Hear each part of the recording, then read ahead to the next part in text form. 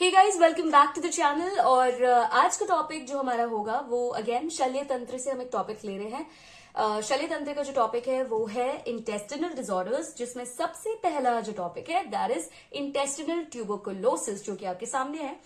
और अच्छा, मेरा एक रूल है कि जब भी हम कोई टॉपिक स्टार्ट करेंगे तो उससे रिलेटेड कोई इंट्रोडक्शन, आपको उस टॉपिक के बारे में इंट्रोडक्टरी चीजें पता होनी चाहिए। और इसलिए भी पता होनी चाहिए क्योंकि भारत में टीबी को लेकर के जागरूकता बहुत कम है और बहुत सारे कैंपेन्स लाए गए हैं ताकि ट्यूबरकुलोसिस को लेकर के, क्षय को लेकर के जागरूकता आए। तो उसी जागरूकता के तहत आज हम आपको थोड़ा सा एडुकेट करने वाले हैं। हो सकता है आपको ये पॉइंट्स पहले से पता हो सकता है ना भी पता हो। तो आइए शुरू करते हैं ट्यूबरकुलोसिस, इंटेस्टिनल ट्यूबरकुलोसिस से भी पहले।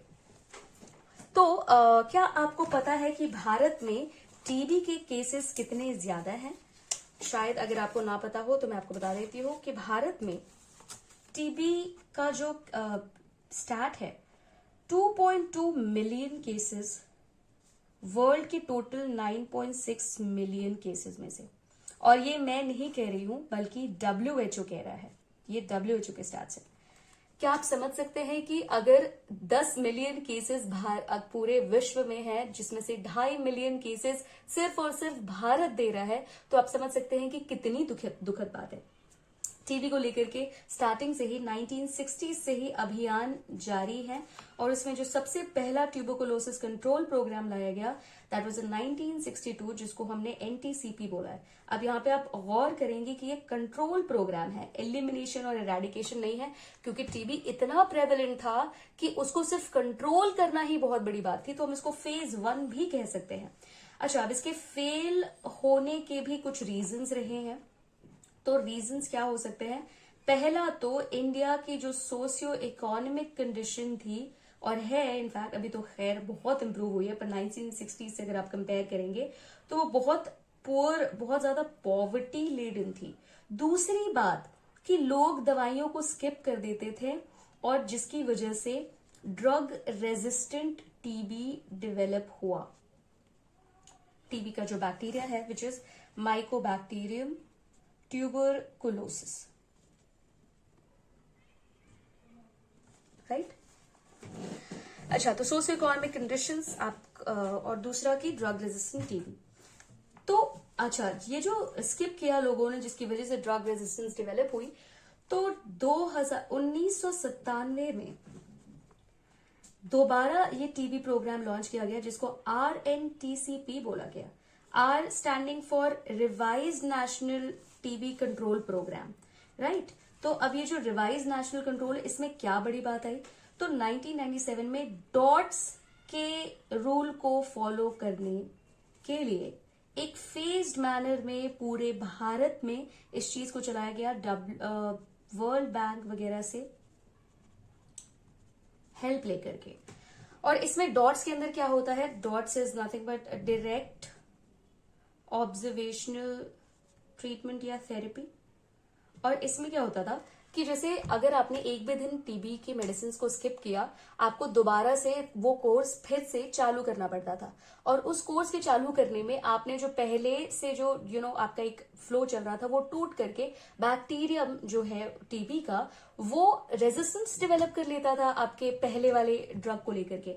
तो आपको दूसरी ड्रग चलानी पड़ती थी, जिसकी वजह से ही ड्रग रेजिस्टेंट टीबी जो है वो आया ही इसलिए, और टीबी को कंट्रोल करना ही मुश्किल इसलिए हुआ क्योंकि आपका जो ड्रग रेजिस्टेंस है वो डेवलप हो गया। ड्रग रेजिस्टेंस जो था पहले, तो वो मल्टी ड्रग रेजिस्टेंस आया, MDR टीबी, वहां से वो XDR हो गया, एक्सटेंसिवली ड्रग रेजिस्टेंस। और उसके बाद अब तो कहा जा रहा है कि TDR टीबी डेवलप हो गया है which is total drug resistance tuberculosis.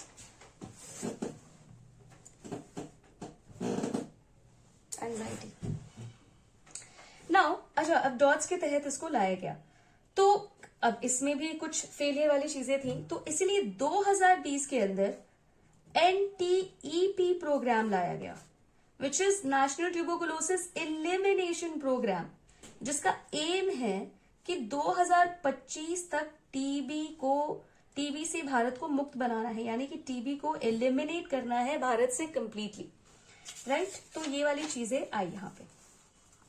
अच्छा, जब हम टीबी की बात करेंगे तो इन जनरल हम लंग या पल्मोनरी टीबी की ही बात करेंगे, क्योंकि 80% केसेस लंग या पल्मोनरी टीबी के होते हैं।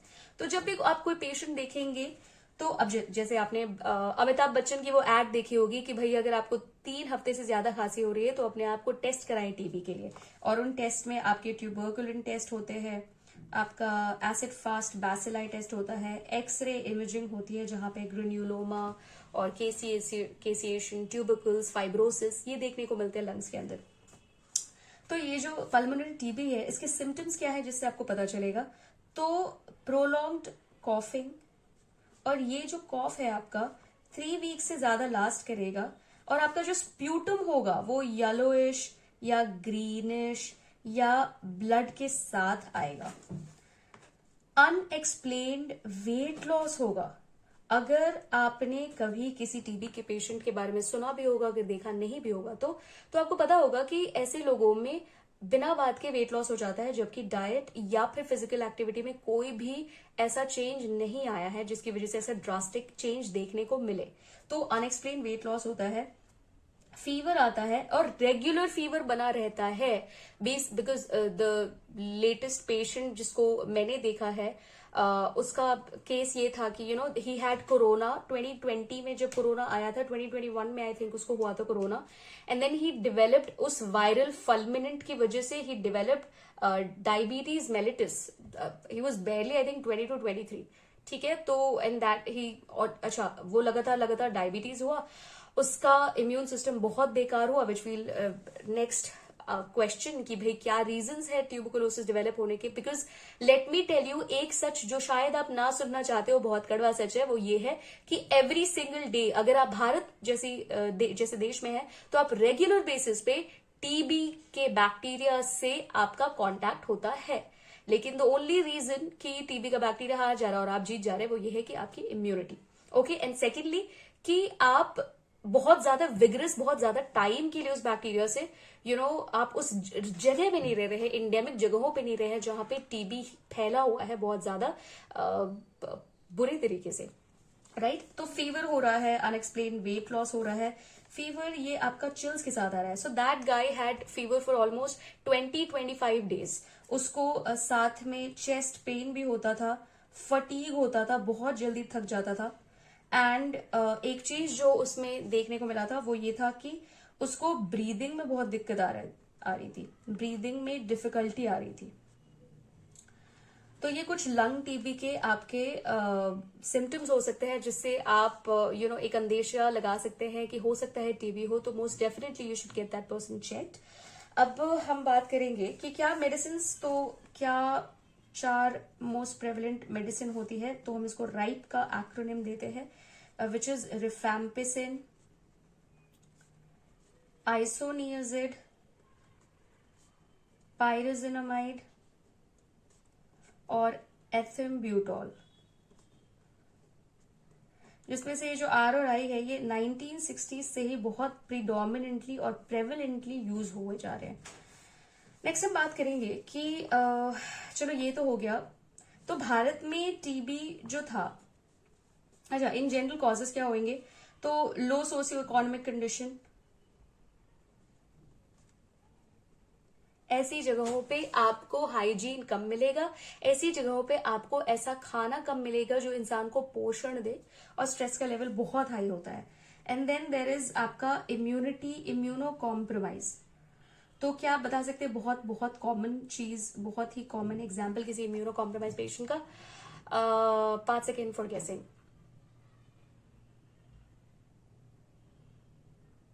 अगर आपने HIV गेस किया तो आप बिल्कुल सही है। तो जैसे HIV का पेशेंट है उसको कोई भी ऑपर्चुनिस्टिक इन्फेक्शन बहुत आसानी से देख लेंगे। आप देखेंगे कि HIV का इन्फेक्टेड पेशेंट है, बहुत बिना बात के उसको खांसी, जुकाम, बुखार, ये सारी चीजें तो हो ही रही है, न्यूमोनिया, ट्यूबरकुलोसिस बहुत ही आम, बहुत ही आसानी से देखने को मिलते हैं। और अगर सेक्सुअल ट्रांसमिटेड इन्फेक्शंस की बात करें जो कि कॉन्करेंटली हो रहे हैं बॉडी में, तो HIV और सिफिलिस का एक बहुत स्ट्रॉन्ग रिलेशन है जो देखा जाता है। सिफिलिस के पेशेंट में HIV के पेशेंट में syphilis, it's like very common. Another thing is आपका आपका लो सोशियो इकोनॉमिक, इम्यूनो कॉम्प्रोमाइज्ड तो अगर आपकी इम्यूनिटी बहुत अच्छी है, अच्छा बहुत इंपॉर्टेंट है कि आप हमेशा ब्रेकफास्ट करके जाएं। खाली पेट टीबी का bacteria will be stronger than आपके जब आप खाना खा के जाते हो तब आपको इतना ज्यादा अफेक्ट शायद ना करे। रेगुलर बेसिस पे वर्क ऑन योर इम्यूनिटी, कभी भी इम्यूनिटी को बिल्कुल एकदम कम नहीं होने देना है। और लो सोशियो इकोनॉमिक कंडीशन वाली जो चीजें हैं जहाँ पे आप डाइट का ध्यान नहीं दे रहे हो, सैनिटरी कंडीशंस का ध्यान नहीं दे रहे हो, तो वहां पे बहुत ज्यादा चांसेस है कि टीबी फैले। एनीवे, तो अब हम आगे चलते हैं। अच्छा, अगर आपको एक कैंपेन के बारे में पता होगा विच इज द प्रधानमंत्री टीबी मुक्त भारत योजना, ठीक है, अभियान इस कैंपेन। तो इसके तहत जो कि सितंबर 2022 में आया था, उसमें बोला गया था कि भाई एक ना निक्षय मित्र आया था। निक्षय मित्र, नी इज एंड एंड क्षय इज ऑब्वियसली टीबी या राजयक्ष्मा, तो उसको एंड करने के लिए, राइट। तो उसका मित्र की हमको जरूरत क्यों पड़ी थी? मित्र इज बेसिकली ए डोनर जो कि अडॉप्ट करता था मिनिमम एक कंसेंटिंग टीबी पेशेंट को, और उसको क्या करना है, कुछ भी नहीं बल्कि स्पॉन्सर करना है उस टीबी पेशेंट को। मतलब चाहे वो मेडिसिन और डायग्नोस्टिक, तो अब आपका कंट्री में बहुत ही फ्री है, फ्रीली अवेलेबल है, यू डोंट हैव टू पे फॉर इट। लेकिन फॉर एग्जांपल एक्स्ट्रा सप्लीमेंट्स हो गए या एडिशनल कोई टेस्ट्स हो गए, इन्वेस्टिगेशंस हो गए, इस सब चीजों को स्पॉन्सर करना, एक एक टैबू हटाना कि भाई टीबी है तो लोगों से दूर रहो।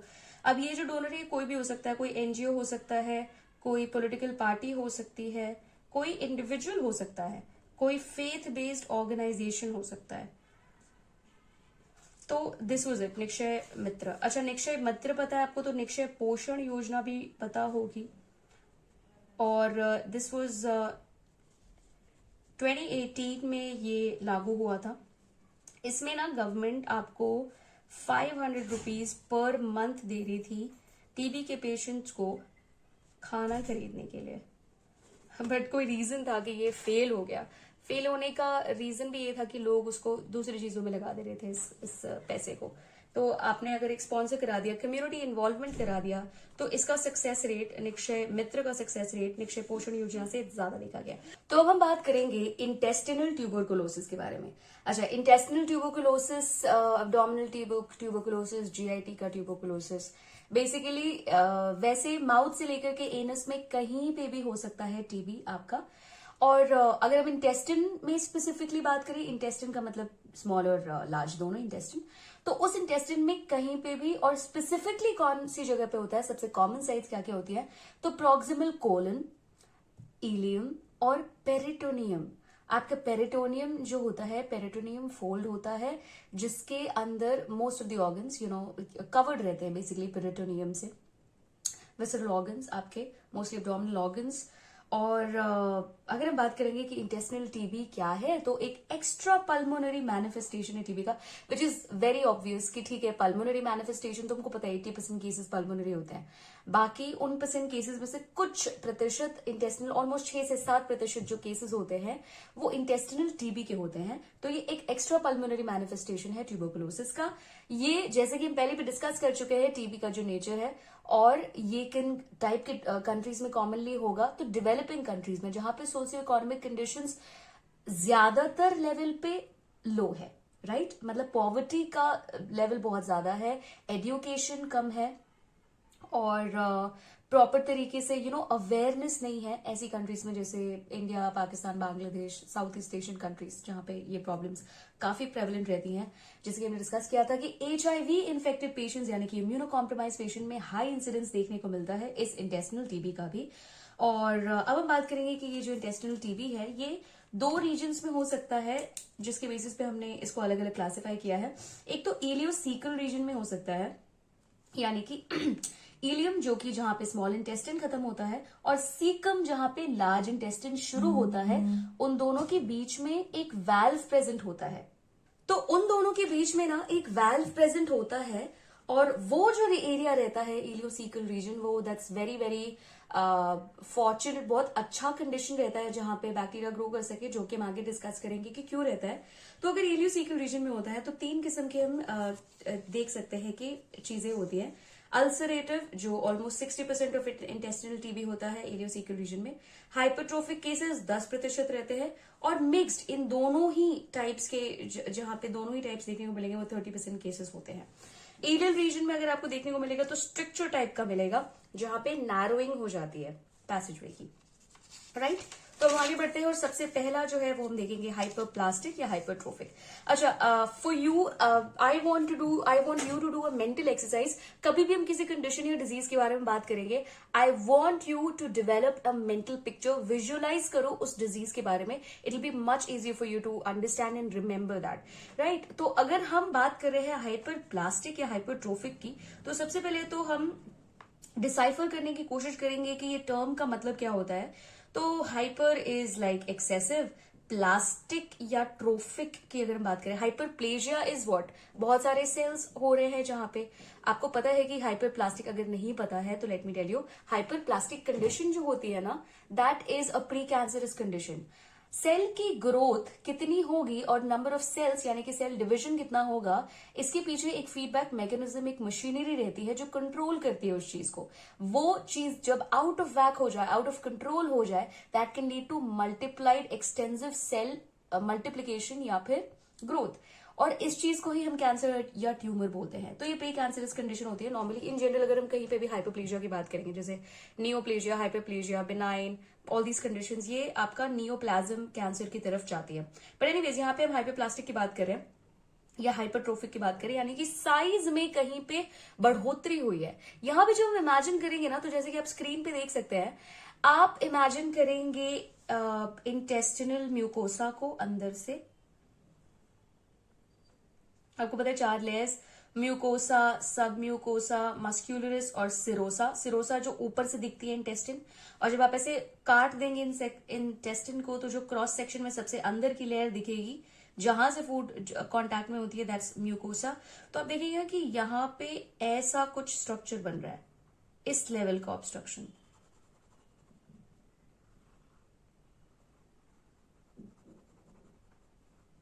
तो हाइपरट्रोफिक में मैं चाहती हूं कि आप इमेजिन करें एक थिकनिंग इंटेस्टिन का,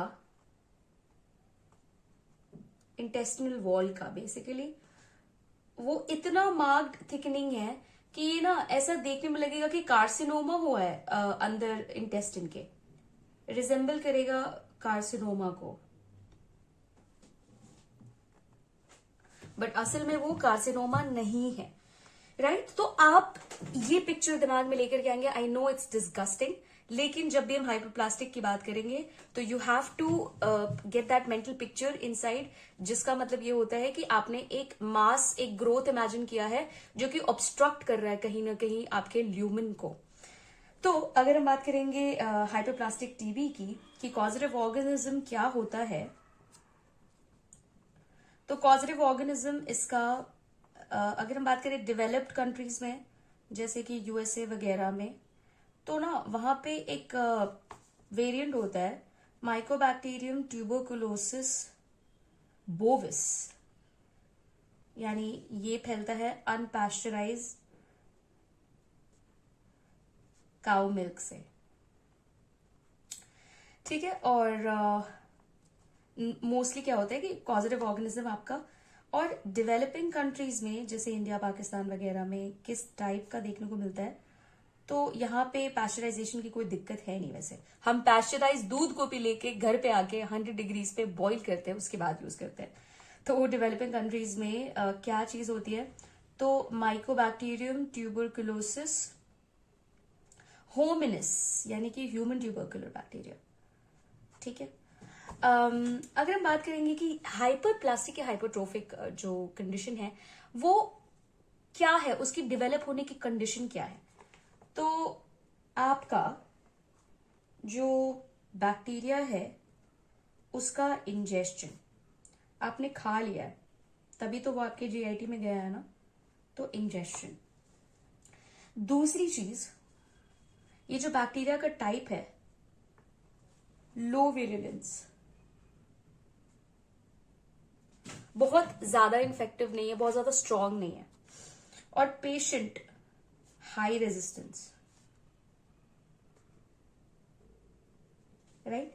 मतलब पेशेंट की इम्यूनिटी ज्यादा है और बैक्टीरिया का विरुलेंस कम है, और ऐसा बैक्टीरिया जब जीआईटी के कांटेक्ट में आता है और ट्यूबरकुलोसिस बनाता है तो वो हाइपर प्लास्टिक किस्म का, हाइपरट्रोफिक किस्म का ट्यूबरकुलोसिस बनाता है, राइट। और इसी को हम आगे डिफ्रेंशिएट करेंगे, जैसे कि आप देखेंगे कि आगे किस तरीके से हम इसको डिफ्रेंशिएट कर रहे हैं, तो आपको पता चल जाएगा कि हम ये पॉइंट स्पेसिफिकली क्यों कह रहे हैं। मोस्ट कॉमन साइट इलियोसिकल की अगर हम बात कर रहे हैं, तो ये जो इलियोसिकल रीजन है, रीजन क्या है इलियोसिकल रीजन का मोस्ट कॉमन साइट बनना, तो भाई यहां पे अल्कलाइन कंडीशन है, यहां पे मैक्सिमम अब्जॉर्प्शन है, यहां पे मिनिमम डाइजेशन है,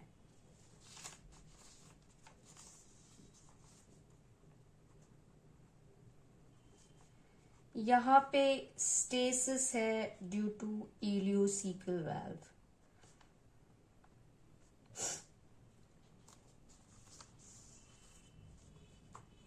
और यहां पे अबंडेंस है पेयर्स पैचेस का। पेयर्स पैचेस का बेसिकली प्रेजेंस है उस जगह पे। तो फर्ज करिए कि आपने किसी को किसी जगह से लेकर के आके एक ऐसी जगह पे शिफ्ट कर दिया है जहां पे उसको अपार्टमेंट मिला है, और वो अपार्टमेंट सिर्फ नॉर्मल अपार्टमेंट नहीं बल्कि एक गेटेड सोसाइटी है। तो ये इलियोसिकल वाल्व इसकी गेटेड सोसाइटी है। मिनिमम डाइजेशन है, मतलब कि वहां पे आपको परेशान करने वाले तत्व प्रेजेंट नहीं है, क्राइम कम है। मैक्सिमम अब्जॉर्प्शन है, इसका मतलब कि वो एक ऐसी जगह है ना जहां पे हर किस्म के प्रोड्यूस अवेलेबल है, खाना पीना अवेलेबल है, कोई टेंशन नहीं है, मतलब बिल्कुल फुल ऑन वहां पे सारे इंतजाम है। और हाई अल्कलाइन है, इसका मतलब एसिडिक कंडीशन नहीं है स्टमक के जैसे, इसका मतलब बहुत ज्यादा ठंड बहुत ज्यादा गर्मी नहीं है, मतलब परफेक्ट मौसम दिया हुआ है किसी को। और पेयर्स पैचेस की अबंडेंस है, मतलब वो लिम्फ वाला रीजन है, और लिम्फ वाले रीजन में ही तो इस तरीके के रिएक्शन देखने को मिलते हैं। तो बैक्टीरिया के पास ना बिल्कुल परफेक्ट जगह होती है कि वो बहुत अच्छे से थ्राइव कर सके। तो इसीलिए इलियोसिकल रीजन जो होता है ना, जैसे कि आप पिक्चर में देख सकते हैं, इलियम और सीकम के बीच में जो एरिया रहता है, तो यहाँ पे ये जो टर्मिनल इलियम जो है, यहाँ पे इलियम आकर के खत्म होता है और सीकम जो है वहां से शुरू होता है। ये वाला जो एरिया है इलियोसिकल रीजन, ये सबसे ज्यादा, और आप देखेंगे पे कि ये कहाँ लाई करता है, तो राइट इलियाक फॉसा में ये वाला जो रीजन है वो लाई करेगा। ये हम आगे बताएंगे कि राइट इलियाक फॉसा की हम बात क्यों कर रहे हैं। ओके, तो ये most common site ileocaecal region है। आगे हम देखते हैं कि आगे की चीजें क्या होती हैं। तो सबसे पहले हम बात करेंगे इसके साइंस एंड सिम्टम्स के बारे में, राइट। तो साइंस एंड सिम्टम्स में सबसे पहले तो इन्फेक्शन जो है वो अपने आप को स्टैब्लिश करता है कहाँ, लिम्फोइड फॉलिकल्स में, क्योंकि हम साफ साफ कह रहे हैं कि भाई पेयर्स पैचेस प्रेजेंट है। लिम्फोइड फॉलिकल्स में स्टैब्लिश करेगा, वहां पे होगा क्रॉनिक इन्फ्लेमेशन। हम अक्यूट इन्फ्लेमेशन की बात नहीं कर रहे हैं, क्रॉनिक इन्फ्लेमेशन होगा जिसकी वजह से थिकनिंग होएगी इंटेस्टिनल वॉल की, और साथ में नैरोइंग होएगा ल्यूमिन का। ऑब्वियस सी बात है, अगर इंटेस्टिनल वॉल थिकन होगी तो वो ल्यूमिन को कम करती जाएगी। तो ये दोनों चीजें हमको देखने को मिलती है। और बेसिकली क्या है, टीबी के साथ हम एक वर्ड एसोसिएट करते हैं ग्रैन्युलोमा, जो कि बहुत डिटेल में हम पढ़ेंगे किसी दूसरे लेसन में। बट अगर आपको पता है कि ग्रैन्युलोमा क्या चीज होती है तो please comment it down in the comment section below and let me know कि आप ग्रैन्युलोमा के बारे में क्या जानते हैं। तो यहाँ पे ना क्रॉनिक ग्रैन्युलोमैटिस लीजन्स देखने को मिलते हैं इन द इलियोसिकल रीजन।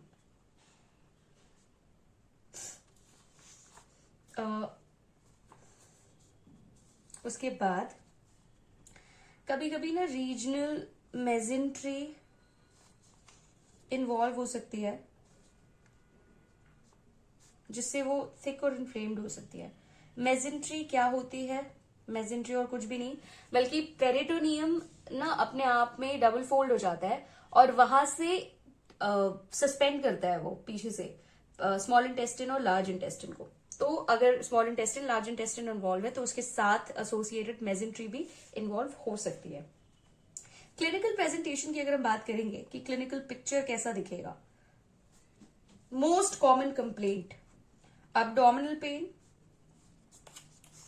और साथ में इंटरमिटेंट डायरिया के साथ पेशेंट आता है, तो हमको लगता है कि कोई और रीजन हो सकता है। बट दिस इंटरमिटेंट डायरिया का मतलब कि कॉन्स्टिपेशन और डायरिया जो है वो ऑल्टरनेटिंग है यहाँ पे, right, which is very similar to inflammatory bowel disease and और इन्फ्लेमेटोरी बाउल्स डिजीज में क्या क्या चीजें आती है, अल्सरेटिव कोलाइटिस और क्रॉन्स डिजीज। तो ये इंटरमिटेंट डायरिया वाली चीज जो है वो आईबीएस में भी देखने को मिलती है, सिर्फ इन्फ्लेमेटोरी बाउल डिजीज में नहीं बल्कि आईबीएस में भी देखने को मिलती है। आगे हम देखते हैं क्लिनिकल पिक्चर इज दिस। अच्छा, ये चीज होती क्यों है? मोस्ट इंपॉर्टेंट चीज कि आपके एब्डोमेन में पेन हो रहा है और इंटरमिटेंट डायरिया हो रहा है, इसका रीजन क्या है? तो इनकम्प्लीट इलियल ऑब्स्ट्रक्शन होता है इसमें। इनकम्प्लीट इलियल ऑब्स्ट्रक्शन जो है वो कॉज कर रहा है स्टेसिस, क्योंकि जो फूड है वो आगे नहीं जा पा रहा है, वो एक ही जगह पे रुक गया है क्योंकि बहुत बड़ा सा मास फॉर्म हो गया है। Picture it, I want you to picture it. तो उसकी वजह से दिक्कत आएगी। और ये स्टेसिस आपने देखा था कि बैक्टीरिया का ब्रीडिंग ग्राउंड बन रहा है, तो यहां पे बैक्टीरियल का ओवरग्रोथ हो रहा है। बैक्टीरिया का जब ओवरग्रोथ होगा तो वो मैल एब्जॉर्प्शन कराएगा, वो ठीक से चीजों को अब्जॉर्ब होने नहीं देगा, क्योंकि बैक्टीरिया खुद वो खाना खा जाएगा। क्योंकि बहुत ही सिंपल है, आपके जो एंजाइम्स है वो क्या कर रहे हैं, कॉम्प्लेक्स स्ट्रक्चर्स को सिंपल में ब्रेक डाउन कर रहे हैं। उनके लिए तो आराम से ग्लूकोज वगैरह का सोर्स मिल रहा है उनको, तो वो क्यों देंगे? तो आपकी बॉडी तक वो नहीं पहुंचेगा ना, बैक्टीरिया के लिए वो खाना बन जाएगा। तो आपका बेसिकली स्टेटोरिया हो जाएगा उससे, which is fatty stools, grey coloured stools, क्योंकि जिससे फैट का डाइजेशन नहीं होता है उसको स्टेटोरिया बोलते हैं। अनीमिया हो सकता है और उसकी वजह से वेट लॉस हो सकता है क्योंकि कोई अब्जॉर्प्शन ही नहीं हो रहा है। नेक्स्ट जो हम बात करेंगे कि चलो इनकम्प्लीट इलियल ऑब्स्ट्रक्शन हो रहा है, अब एक बहुत इंपॉर्टेंट यहाँ पे पॉइंट आता है कि ये ऐसा जो पेशेंट है वो किस चीज के साथ प्रेजेंट कर सकता है। तो may present with mass in right iliac fossa, और पैल्पेबल मास होगा, फील कर सकते हैं आप, ठीक है। तो आप देख सकते हैं पिक्चर में राइट इलियाक फोसा को, और आप ये भी देख सकते हैं कि क्या ये वही जगह नहीं है जहां पे इलियोसिकल जंक्शन प्रेजेंट है। तो आपने उससे डिड्यूस कर लिया कि भाई अगर इस रीजन में दिक्कत है, इस रीजन में जाकर के स्टेसिस हो रहा है, इस रीजन में बैक्टीरियल ओवरग्रोथ हो रहा है, इस रीजन में मास का फॉर्मेशन हो रहा है, तो यही रीजन है जहां पे आपको पैल्पेबल मास फील होगा और पेन फील होगा, राइट। अब तो ओवरऑल क्लिनिकल फीचर्स में हमारे पास है अब्डोमिनल पेन, और है हमारे पास weight loss, anaemia, diarrhoea, fever भी आता है। ट्यूबरकुलोसिस की बात की थी हमने, नाइट स्वेट्स के साथ फीवर आता है इसमें, और ऑब्स्ट्रक्शन के साथ कभी कभी आ सकता है पेशेंट की चीजें नहीं जा रही आगे, इंटेस्टिनल ऑब्स्ट्रक्शन हो गया। इंटेस्टिनल ऑब्स्ट्रक्शन जो कि हमारा नेक्स्ट टॉपिक होगा। And then right iliac fossa का पेन या फिर पैल्पेबल मास प्रेजेंट होना, राइट। अब इसके लिए हम इन्वेस्टिगेशन क्या कराएंगे? तो इन्वेस्टिगेशंस आप सबसे पहली बात तो क्लिनिकल पिक्चर से कुछ डिड्यूस करने की कोशिश करेंगे। उसके बाद आप ना रूटीन ब्लड टेस्ट कराएंगे। तो ESR नॉर्मली बढ़ा हुआ मिलता है, अनीमिया की वजह से HB आपको कम मिलेगा, ओके।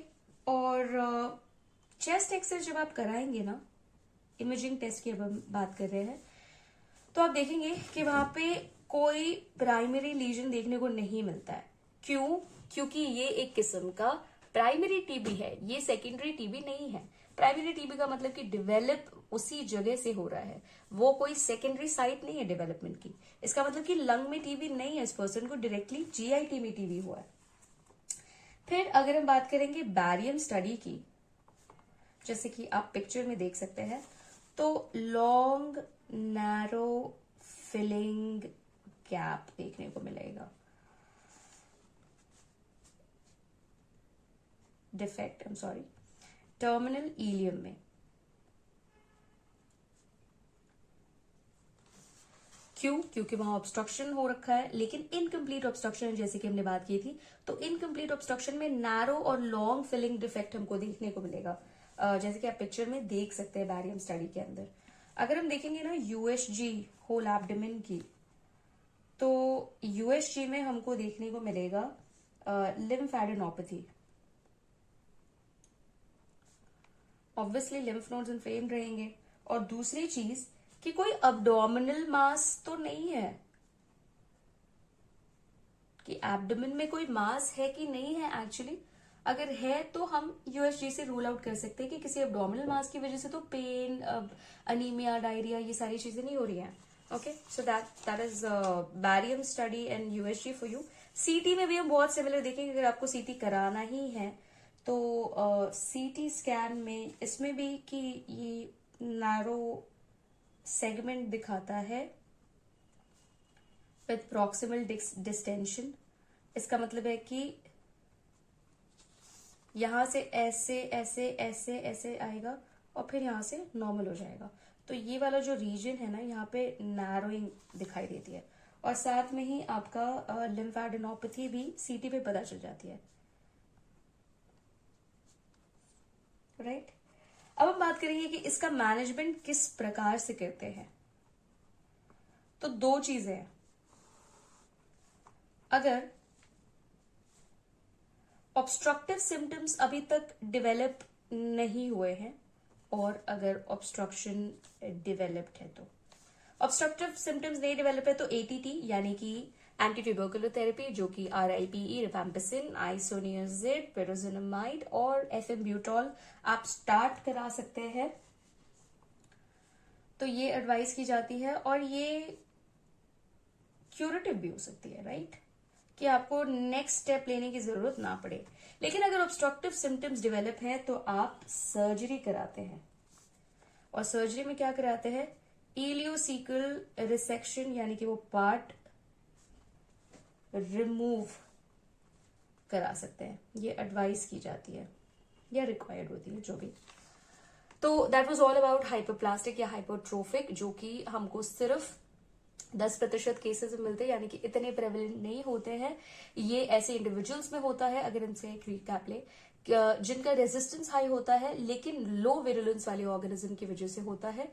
यहाँ पे आपका जो लिम्फ नोड्स है, जो पेयर्स पैचेस है, इलियोसिकल रीजन इन्वॉल्व है और वहां पे इन्फ्लेमेशन हो जाने के कारण थिकनिंग हो जाती है और ल्यूमन जो है वो आपका नैरो हो जाता है। अब हम आगे चलेंगे और जो नेक्स्ट चीज है वो है अल्सरेटिव टाइप।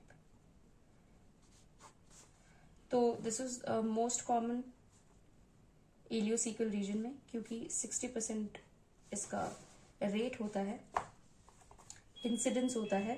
अल्सरेटिव का अगर आप दिमाग में पिक्चर बनाएंगे तो क्या बनाएंगे, जैसे कि आप अपने स्क्रीन पे देख रहे हैं, अल्सर्स प्रेजेंट हैं। और अल्सर्स भी कैसे प्रेजेंट है? तो लॉन्गिट्यूडिनल अल्सर्स नहीं है, ट्रांसवर्स अल्सर्स है। मतलब अगर इंटेस्टिन का एक्सिस ये है, लॉन्गिट्यूडिनल में है, तो ये अल्सर्स ऐसे हो रहे हैं, जैसे कि आप पिक्चर में देख सकते हैं। और ये ही आपके ट्यूबरकुलर अल्सर्स और टाइफॉइड अल्सर के बीच में डिफरेंस है, कि अगर हम लॉन्ग एक्सिस ऑफ इंटेस्टिन के रिलेशन में देखें तो ये अल्सर्स आपके ट्रांसवर्स होते हैं और टाइफॉइड वाले लंबे लॉन्गिट्यूडिनल एक्सिस में होते हैं। तो आप इमेजिन करेंगे अल्सरेटेड आप एक सरफेस इमेजिन करेंगे, यानी कि जो सिरोसा है जो सबसे ऊपर दिखेगा वो बहुत ज्यादा ट्यूबरकुलर एब्सिस से, अल्सर्स से घिरा हुआ रहेगा, अंदर बहुत ज्यादा अल्सरेशन हो रही होगी। और ये एग्जैक्टली होता कैसे है, अब एक बार आपने मेंटल पिक्चर बना लिया तो एक डिफरेंशिएटिंग पॉइंट जो कि अलग करता है इसको हाइपरट्रोफिक से, वो ये है कि यहाँ पे ऑर्गेनिज्म जो होएगा ना वो हाई विरुलेंस का होगा, और रेजिस्टेंस जो होगी ना पर्सन की, पेशेंट की, वो लो रेजिस्टेंस होगी। और किस किस्म का नॉर्मली पेशेंट रहता है, तो वो ओल्ड एज पेशेंट में ज्यादा देखने को मिलता है। ठीक है, और ये कैसा होता है, एक बहुत ही इंटरेस्टिंग सा पॉइंट है कि ये ना सेकेंडरी टाइप का ट्यूबरकुलोसिस होता है। क्यों? क्योंकि ये अराइज होता है secondary to pulmonary tuberculosis as a result of swallowing of tubercle bacilli in sputum। और कौन सा बैसिलाई होता है, तो आपको ये पता होना चाहिए कि होमिनिस, यानी कि माइकोबैक्टीरियम ट्यूबरकुलोसिस होमिनिस वाला रहता है। यहाँ बोविस और एवियम इन सब चीजों की बात हम नहीं कर रहे हैं, राइट। तो इसका मतलब कि किसी के चेस्ट में, लंग में पहले से टीबी प्रेजेंट है, उसने जब वो इन्फेक्टेड स्प्यूटम इंजेस्ट किया, और ये स्प्यूटम, ये जो बैसिलाई है, ये जो ऑर्गेनिज्म है, ये हाईली विरुलेंट ऑर्गेनिज्म है। ये इसमें नॉर्मल लो विरुलेंस नहीं है जैसे कि हमने पिछले वाले में देखा था। और ऐसे लोगों में हो रहा है, ओल्ड एज के पेशेंट में हो रहा है, कम इम्यूनिटी के पेशेंट में हो रहा है, लो रेजिस्टेंस और ओल्ड एज के पेशेंट में हो रहा है, मैल न्यूट्रिशन के पेशेंट में हो रहा है। ये मतलब वो लोग जो मैल न्यूट्रिशन है जिनको, ऐसे लोग, उनमें देखने को मिल रहा है। ये पिक्चर आप एक क्रिएट कर सकते हैं अल्सरेटिव टीबी की जब हम बात करते हैं। तो अब हम देखेंगे कि इसमें अगर हम इंट्रोडक्टरी पार्ट की बात करेंगे तो मल्टीपल अल्सर्स देखने को मिल सकते हैं, और ये ट्रांसवर्सली लाई करते हैं। ठीक है, और ओवरलाइन सिरोसा जो है, इसके ऊपर का जो सबसे ऊपर लेयर जो हमको दिखाई दे रहा है ऊपर से, थिकेंड है, रेडेंड है, और ट्यूबरकल्स में कवर्ड है, राइट। अब हम बात करेंगे इसके साइंस एंड सिम्टम्स की। बहुत ज्यादा सिमिलर है ये आपके जब हमने बात की थी हाइपरप्लास्टिक से। तो हम बात कर रहे थे साइंस एंड सिम्टम्स की, और साइंस एंड सिम्टम्स में बहुत ही कॉमन साइंस एंड सिम्टम्स दिखेंगे। सिर्फ एक और दो चीजें बहुत हमको थोड़ी डिफरेंट मिलेगी उस वाली कंडीशन से, जैसे कि पेशेंट प्रेजेंट करता है किन चीजों के साथ, तो डायरिया, वेट लॉस,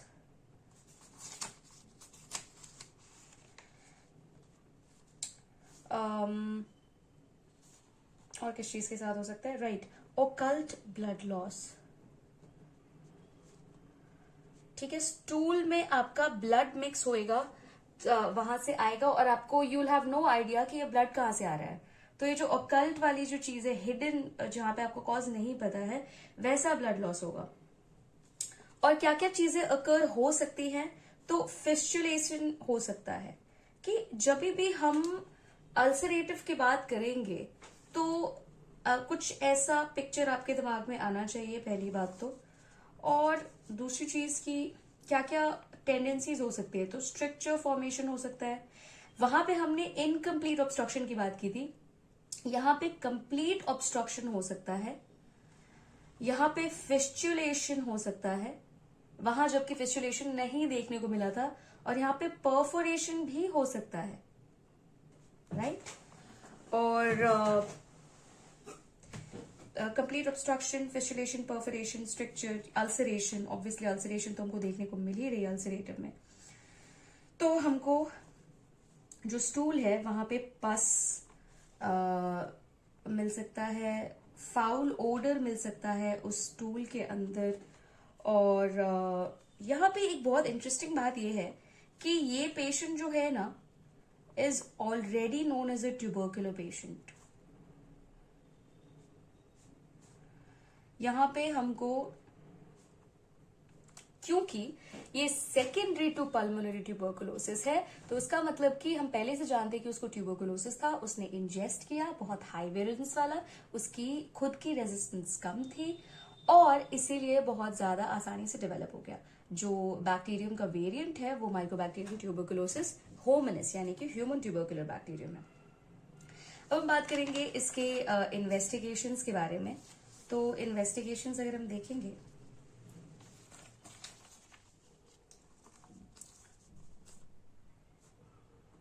तो क्या देखने को मिल सकता है, अगर हम रूटीन ब्लड वर्क करा रहे हैं ना,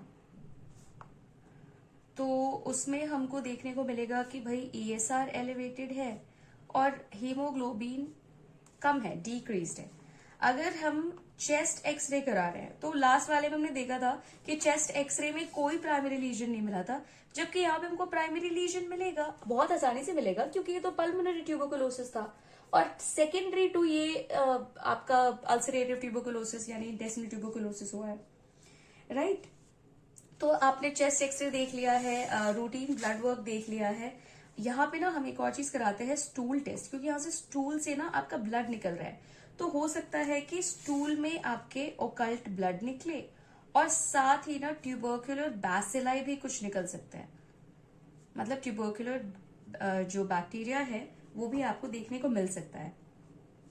then there is barium study. Barium study में आपको वहां इनकम्प्लीट ऑब्स्ट्रक्शन देखने को मिला था ना, यहां पे तो एब्सेंस ही हो जाएगी फिलिंग की.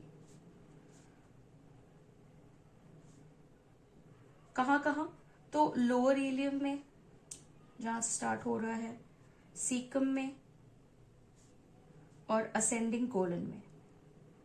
इन जगहों पे आपका तो एब्सेंस दिखेगा, जहां अफेक्टेड रीजन है वहां पे ऑब्स्ट्रक्शन हो जाएगा और आगे वाली जगहों पे आपको फिलिंग का एब्सेंस दिखेगा बैरियम स्टडी के अंदर. बैरियम स्टडी इज नथिंग, लेकिन आपका कुछ नहीं होता है. अगर इन जनरल आपको बैरियम स्टडी समझना है सिंपल शब्दों में, एक एनेमा आपको इंजेक्ट किया जाता है रेक्टम वाले एरिया से, एनस से, और वो जो एनेमा होता है ना उसमें बैरियम प्रेजेंट रहता है. तो नॉर्मली जब हम एक्सरे लेते हैं ना तो बहुत क्लियर चीजें, क्लियर कट चीजें नहीं दिखाई देती हैं, लेकिन जब हम बैरियम डाल करके एनेमा में एक्सरे लेते हैं तो हर चीज बिल्कुल क्लैरिटी के साथ दिखाई देती है. तो ये है आपकी बैरियम स्टडी. वैसे सीटी में भी अगर हम देखेंगे ना तो कुछ वैसे ही सिमिलर दिखाई देगा, जो कि हमने लास्ट वाली सीटी में बात की थी. अब हम बात करेंगे कि इसको मैनेजमेंट कैसे करते हैं. तो वही सेम बात है कि अगर ऑब्स्ट्रक्टिव सिम्टम्स नहीं आए हैं और यहां पे ऑब्स्ट्रक्शन या फिर एंड और परफोरेशन देखने को मिल रहा है, क्योंकि अल्सरेटिव जो टाइप है इंटेस्टिनल ट्यूबरकुलोसिस का वो परफोरेशन का भी कॉज होता है, टाइफॉइड परफोरेशन का कॉज होता है, राइट. तो अगर नो ऑब्स्ट्रक्टिव सिम्टम्स है तो आप ATT स्टार्ट करा दो. ATT वर्क करेगा और कंप्लीटली क्योर भी कर सकता है, प्रोवाइडेड कि आपका जो पल्मोनरी टीबी है इज इफेक्टिवली ट्रीटेड. आपका अगर आपने जो उसका पल्मोनरी, जो उसका प्राइमरी लीजन है, अगर आपने वो उसको अच्छे से ट्रीट कर दिया है तो जहां से चीजें स्टार्ट हो रही है वही चीज खत्म हो जाएगी ना, तो आपका आराम से क्योर हो जाएगा. और अगर ऑब्स्ट्रक्शन ऑफ परफोरेशन देखने को मिल रहा है तो सर्जरी कर दो, ठीक है. तो जाते जाते हम एक बेसिक एक आइडिया ले लेते हैं कि दोनों के बीच में डिफरेंस क्या रहेगा. तो हम बात करेंगे अल्सरेटिव की और हाइपरप्लास्टिक की. Ulcerative secondary to pulmonary tuberculosis, ये हमको पता है, ये प्राइमरीली अकर्स इन GIT, ठीक है. पहली बात तो ये हो गई. दूसरा ये कि अल्सरेटिव ना हाई विरुलेंट ऑर्गेनिज्म है, ये लेस विरुलेंट है. यहां पे रेजिस्टेंस लो है और यहां पे रेजिस्टेंस हाई है। यहां पे एक और चीज देखने को मिल रही है कि यहां पे ना होमिनस ट्यूबरकुलर बैक्टीरिया है और यहाँ पे बोवाइन देखने को मिलता है नॉर्मली। ये आपके मल्टीपल ट्रांसवर्स अल्सर्स होते हैं इन इलियल रीजन और ये ना आपके क्रॉनिक ग्रेन्युलोमैटस लीजन्स होते हैं आपके कहाँ पे, तो इन द इलियोसीक्रल रीजन। तो ये लो रेजिस्टेंस में होगा तो यानी कि ओल्ड पेशेंट्स में, और ये हाई रेजिस्टेंस यानी कि यंग पेशेंट्स में। तो that would be the difference between ulcerative and hyperplastic. Hope आपको समझ में आया हो intestinal tuberculosis. Like I tried my best कि आपको एक वेग पिक्चर मिल जाए, कम से कम एक दिमाग में रफली यू गेट एन आइडिया कि हम किस चीज की बात कर रहे हैं। एंड द नेक्स्ट टाइम जब आप किसी टॉपिक को पढ़े तो मोस्ट इंपॉर्टेंटली आप ना उसको पिक्चर के थ्रू, एक मेंटल इमेज के थ्रू याद करने की कोशिश करें कि हम किस चीज की बात करें और कौन से एस्पेक्ट्स उसमें इन्वॉल्व होंगे। So that was my try teaching you intestinal tuberculosis. Stay tuned for the next topic, and if you really like the video, आप share करिए, subscribe करिए, comment करिए कि आपको कौन कौन से parts अच्छे लगे, और जो मैंने सवाल पूछे हैं इस वीडियो के अंदर वो भी comment करके बताइए कि what you think would be the answer to that. और yeah, if you like the video, more in the future, and thank you so much. See you in the next video.